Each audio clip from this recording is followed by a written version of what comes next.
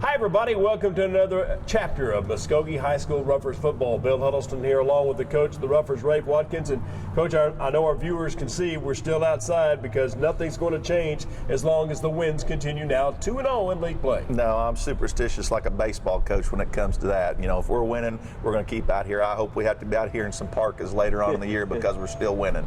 Roughers went to Ponca City last Friday night and secured the victory. It was a battle. It was more of a mental battle as much as a physical one. Well, we had to overcome some of these. Luckily, the turnovers ceased. We didn't have any turnovers the other night, which was a blessing. But the penalty flags, you know, just drive killers.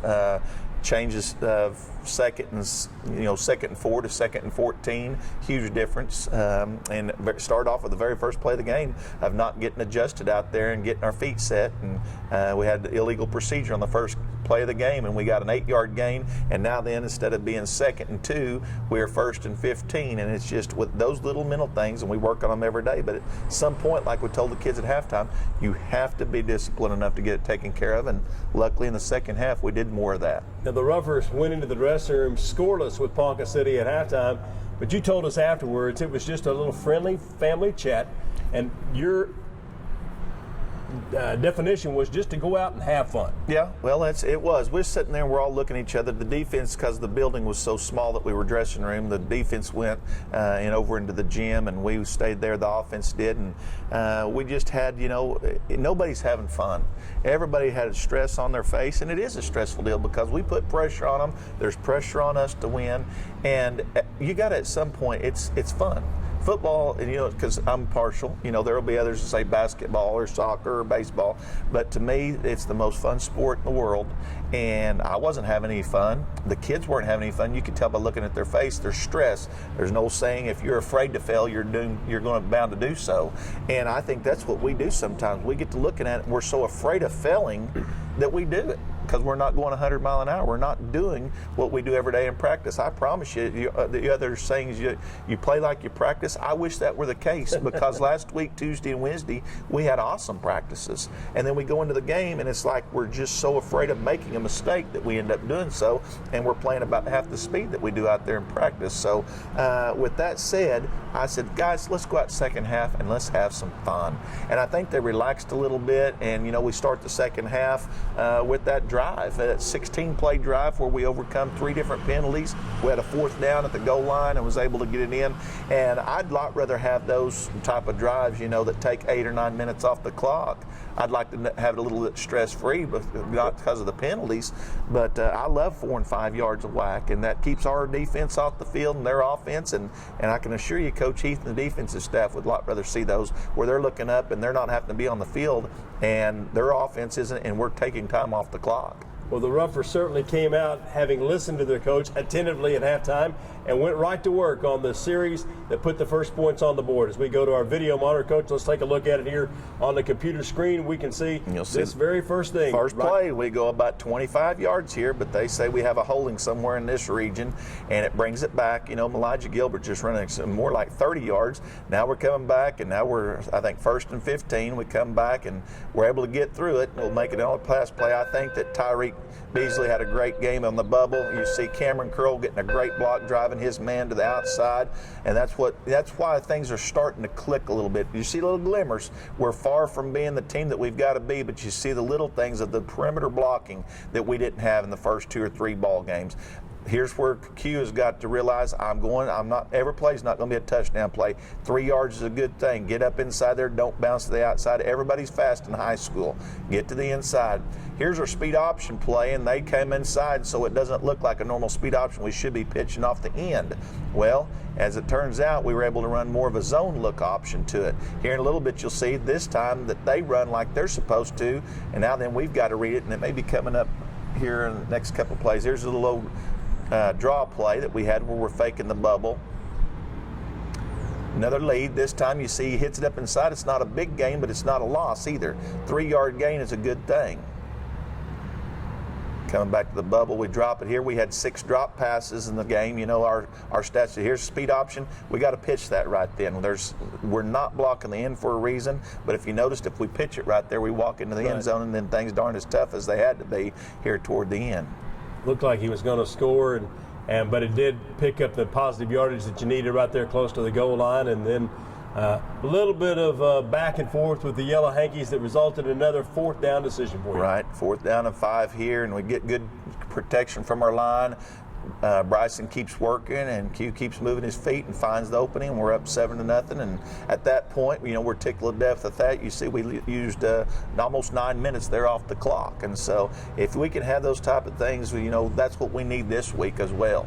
Well, certainly that put the first points on the board. Tavian Davis got a late 4th quarter pass interception that got it back to the 13, and you used 5 or 6 snaps of the football before Q pushed it in from a couple of yards out, and you came home 14-0. Coach, we've got a little graphic that we can look at, and if you take a look at the standings in the district, you're right where you wanted to be. Most importantly is that one stat that says 2 wins and no losses, but the plus 29 is important. It's got us, if it ended today, would be second in the district. Booker T's got their plus 30.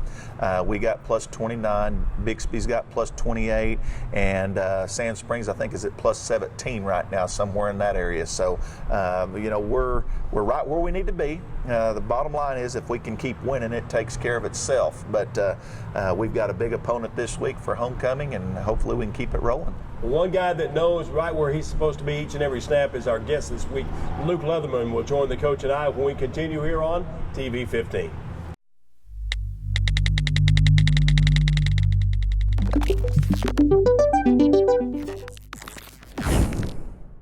Welcome back here on TV 15. Each and every week, Coach Watkins and myself give you a chance to meet one of the Roughers. And, Coach, the young man sitting between the two of us is definitely making his impact, leaving a legacy here in 2014. Well, Luke has done a great job for us all year long, and we moved him around a little bit. We started off at our Mike spot in the middle, and we've moved him to more of an outside, which fits him, I think, a little bit better. But regardless, he's continued to lead our team in tackles. I think he and Tavian Davis are just neck and neck right now in the leading of the category of total tackles, and has been our MVP a couple of times and just an outstanding football player for us. Luke Leatherman, a member of the Roughers defensive unit that continues just to hold teams at bay as they did last week, shutting out Ponca City.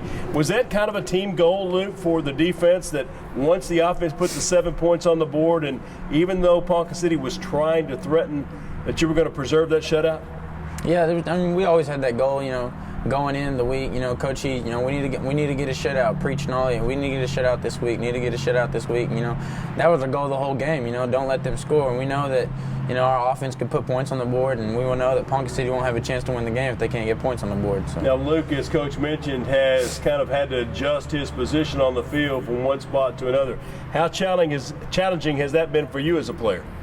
I mean, wherever Coach wants me to play, I'm going to play it to the best of my ability. So it hasn't been too big of a trial, just knowing the defense and knowing where you're supposed to be, and a very gap-controlled defense and just filling your gap. So it hadn't been too hard. Now, when you take a look at him physically, you may say that's not the prototypical linebacker, Coach, but he brings it on every snap. Well, that's the main thing. You can't judge a person, by their heart right there, because he's got a ton of heart. He weighs 150 pounds. Everybody says he's 140. He's probably closer to 140 than he is 150, but I'm going to give him the benefit of the doubt because he said today he weighed 150, so he weighs 150, but that's still not real big to be playing inside as a linebacker. But the thing is, if you watch Luke, he comes with all the steam that he can. He comes in and does perfect form tackling like he's taught every day from Coach, and so and the best thing about Luke is he's very intelligent. He sets our defense. Without Luke out there, I don't know what it'd look like. Keystone Cops at times trying to get set, and so he does a great job of getting the defense set and everybody in their positions where they're supposed to be. So his leadership role on the defense is probably the most important, more so than even what he brings us as far as tackles. Luke, how do you make up that difference of the prototypical linebacker being a little taller, a little maybe bulkier, but you seem to find whatever's necessary to make the play? It's all about effort, Coach preaches effort, where a defense has got to pursue the ball, You can't break 11 tackles. So, if you get there to the ball and hold on, I know that I got 10 other brothers coming there to help me. And so that's just what I strive for, trying to get to the ball and make the tackle and get all my other brothers there. Now, a recent newspaper article referred to you as Samson. Yeah. And Coach said stay away from Delilah, but if you give us a profile, look over at Coach, you get the idea that maybe the strength, is it in the golden locks, Luke? I think it might be. I think it's definitely got something going for it. What are you thinking about after high school? Because this is your senior campaign. Have you kind of thought about the future? I'm looking at going. Definitely going to go to college. I'm looking at a few colleges right now, but I think number one would have to be OSU and major strategic communications. So obviously, so he's leaving his strategy out on the field each and every Friday night for the Rougher defense, Coach, and I know you're very proud of him. I am, even with that dirty little mullet. It's not quite like some of the 80s mullets, but it's getting there. Maybe by the end of the year he'll have it filthy. Well, we can't change anything, though, because we're on this winning streak, That's 2 in right. a row. So Coach says no haircuts for Luke, and just keep doing what they've always been doing. Number 17 for the Roughers, he's our guest this week, Luke Leatherman, a senior here at Muskogee High School. When we continue, Coach and I will take a sneak peek at this week's homecoming opponent, the Bruins of Bartlesville. That after we continue on TV 15.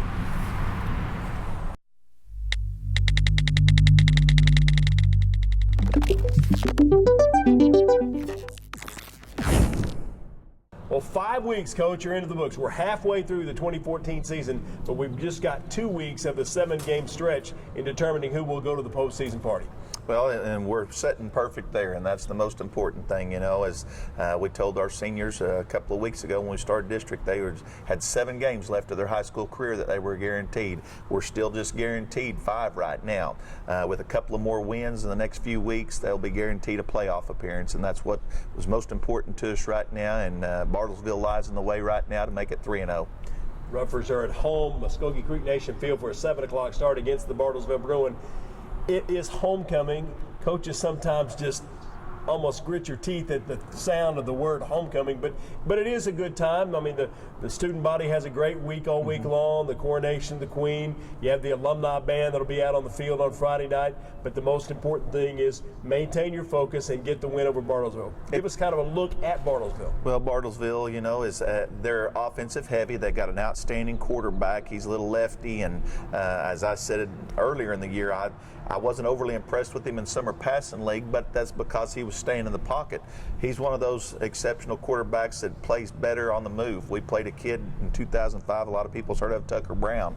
You know, he had the incident down there, and Tucker was one of those that we always contemplated not rushing because he was tougher on us if he got outside of the pocket. One, he could run with it, and then I really felt like he threw better. That's how this young man is. He throws better on the run, and so it's one of those catch deals. Do you blitz him or do you let him stay in the pocket? But they get rid of it extremely quick, throw a lot of bubbles, a lot of slip screens, a lot of quick routes.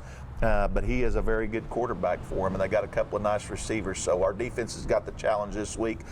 Defensively for them, they're going to be in a more of an odd stack look. They've got 2 outstanding outside linebackers who also go both ways for them as their top receiver and their tight end. So they're 2-way players. They're very good players for them, and so we've got our work cut out for us offensively as well. And as you said earlier, the homecoming, it's one of those necessary evils. You know, it is a wonderful time to see old alumni come back, and as you said, the alumni band, and different things that goes on during that week, but you just got to keep your focus because for us, the thing at hand is not necessarily the homecoming festivities, but the ball game, because to me, there's no celebration if you don't win the ball game. Well, certainly congratulations is due to the homecoming queen for 2014, Miss Cecilia Rodriguez, who's not only an outstanding individual, a great student, but she's also a member of the Muskogee Rougher cheerleader squad, and she'll be the queen and with her court on Friday night, watching from the sidelines, expecting a Rougher victory. And Coach, I know it's not so much about Bartlesville, but it's about what the Roughers do. That's exactly right. We work on ourselves every day, and we do have to know what Bartlesville's doing, but for us right now, where we're at in our program, it's taking, especially offensively, it's taking care of what we have to do. We got rid of the turnovers, now the silly holding mistakes and things out there such of that nature, and if we can do that, I think you see that there's more of those 16-play drives. There's those things where we do have the skilled kids to where, like a Tyreek did against Sapulpa, that busts those 68-yarders. We're very close, but I'm tired of saying the very close. I'm ready to see it, put it all together, and go out and explode. Well, the Roughers will try to keep that mojo flowing Friday night at Muskogee Creek Nation Field, looking for their 3rd straight win, staying unbeaten in district play against the Bartlesville Bruins. Kickoff will be 7 o'clock. Our pregame coverage on our radio broadcast at 100.3 FM begins at 6:30, along with the live stream coverage on RougherTV if for some reason you can't make it out to Muskogee Creek Nation Field. But Coach, I'm superstitious. See you right back here in the same spot next week, because that means perfect 3-0. 3-0 would be what we want. Exactly. For head coach Rafe Watkins and our guest this week, Luke Leatherman, I'm Bill Huddleston saying it's always a great day to be a Rougher.